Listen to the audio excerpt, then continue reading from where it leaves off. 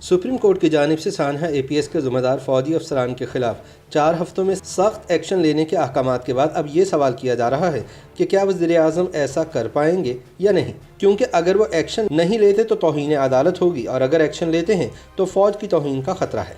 ऐसे में यूँ लगता है कि खान साहब के आगे कुआं है और पीछे खाई है। दूसरी जानिब ये भी एक हकीकत है कि सुप्रीम कोर्ट की जानिब से अज़ खुद नोटिस केस में इमरान खान ने खुद अदालत से मुखातिब होकर कहा था कि वो हुक्म दे हुकूमत एक्शन लेगी।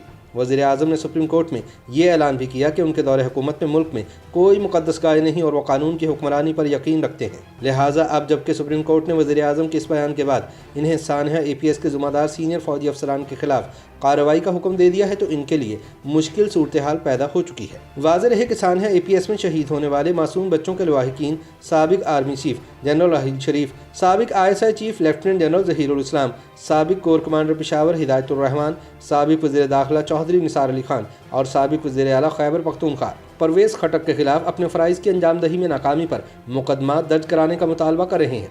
लेकिन कानूनी माहिरीन के ख्याल में ये मुकदमात इतनी आसानी से दर्ज नहीं हो सकते क्योंकि इसमें कानूनी हदूद के सवालात दरपेश हैं। इनका ख्याल है कि फौजी अफसरान के खिलाफ मुकदमात में कानूनी पेचीदगियां हैं। सुप्रीम कोर्ट के साबिक जज जस्टिस वजीहुद्दीन का कहना है कि लवाहिकीन चाहें तो जिसको इस मामले का जिम्मेदार समझते हैं वो उनके खिलाफ FIR दर्ज करा सकते हैं, लेकिन हुकूमत अपने तौर पर ऐसा नहीं कर सकती। उन्होंने बताया कि सानहा APS के मुतासरीन जिसे भी इस वाक़े का जिम्मेदार समझते हैं वो उसके खिलाफ FIR दर्ज करवा सकते हैं, लेकिन इसके बाद फिर तफ्तीश होगी और इसमें मुतल्लिका पुलिस अफसर इस बात का भी तयन करेगा कि आया पुलिस के इख्तियार में आता है या फिर इस मामले को आर्मी अपने कवानीन के तहत तय करेगी। जस्टिस वजीहुद्दीन का कहना था कि बज़ाहिर इस वाक़े की जो तफसीलात सामने आई हैं उनसे ये लगता है कि आर्मी इस मामले को अंदरूनी तौर पर तय कर सकती है। मेरे ख्याल में आर्मी ये दलील दे सकती है कि इनके अंदर एहतसाब का एक निज़ाम मौजूद है और जो अफराद भी इस मामले में गफलत के मुर्तकिब हुए हैं उनके खिलाफ मुतल्लिका इदारा एक्शन ले सकता है और इसमें पुलिस की हदूद का दखल नहीं है। ताहम फौजी कवानीन पर गहरी नज़र रखने वाले एक सीनियर वकील के मुताबिक ये मामला सिविल अथॉरिटी के मातहत आता है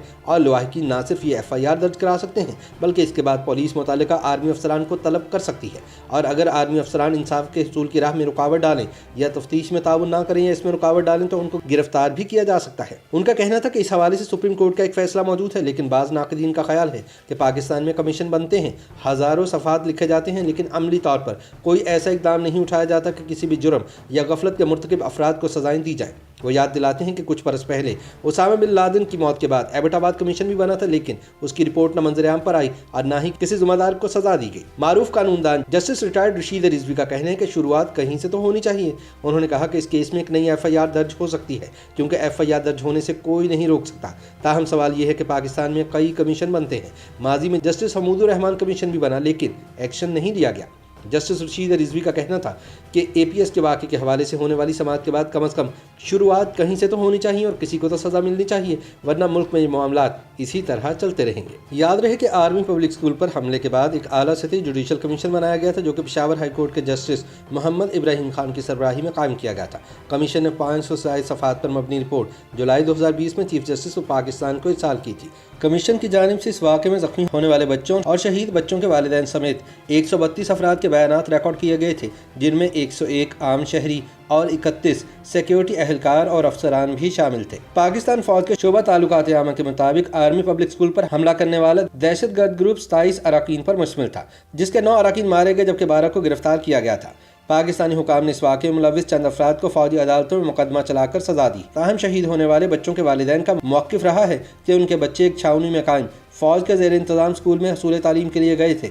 वो जंग के महाज पर नहीं थे और ये कि वो अपने बच्चों की हिफाजत की फ़ीस स्कूल इंतज़ामिया को बाकायदगी से देते थे। तो फिर ये वाक़या कैसे पेश आया, किसकी इमा पर हुआ और किसकी गफलत का नतीजा था? वालिदैन का यही मुतालबा रहा है कि इस सिलसिले में ज़िम्मेदारान का तयन किया जाए और जिनकी गफलत या लापरवाही से हमला हुआ उन्हें सज़ा दी जाए। 10 नवंबर को सुप्रीम कोर्ट में केस की समाअत के दौरान चीफ जस्टिस गुलजार ने वज़ीर-ए-आज़म इमरान खान को इस बात से आगाह किया कि अपने आखिरी ऑर्डर में अदालत ने बाकायदा नाम दिए थे कि उन लोगों के खिलाफ कार्रवाई की जाए, लेकिन कोई एक्शन न हुआ। लिहाजा अब उनकी हुकूमत ज़िम्मेदारान फौजी अफसरान के खिलाफ कार्रवाई करके 4 हफ्तों में अदालत में रिपोर्ट जमा करवाए। ताहम अब देखना यह है कि वज़ीर-ए-आज़म इमरान खान ऐसा कोई एक्शन ले पाते हैं या नहीं। YouTube पर गूगली न्यूज देखने के लिए youtube.com की सर्च बार में गूगली न्यूज टीवी टाइप करें। गूगली न्यूज के पेज पर सुर्ख रंग के सब्सक्रिप्शन वाले बटन पर क्लिक करना ना भूलिए। YouTube पेज पर अपलोड होने वाली वीडियोस से बाखबर रहने के लिए बेल आइकन पर क्लिक कीजिए। आपको हर नई वीडियो के बारे में नोटिफिकेशन मौसूल हो जाएगा।